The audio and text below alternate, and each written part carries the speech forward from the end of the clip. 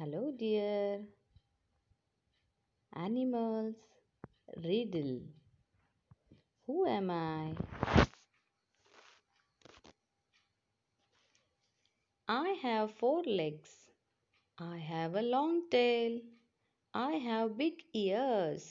I am a big animal. I like to eat fruits. Who am I? I am an elephant. I have four legs. I am a pet animal. I have a good sense to catch thieves. I like to bark. I am always alert. Who am I? I am a dog. I have two legs. I have two wings.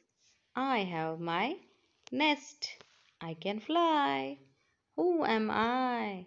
I am a bird. I have six legs. I have two wings. I have beautiful wings.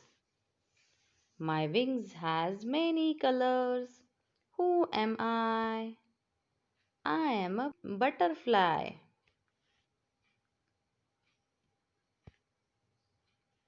I don't have legs. I have a long body. I don't have ears. I live in the forest.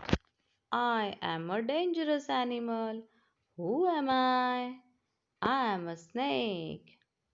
I have four legs. I have black and white stripes. I like to eat grass. Who am I? I am a zebra.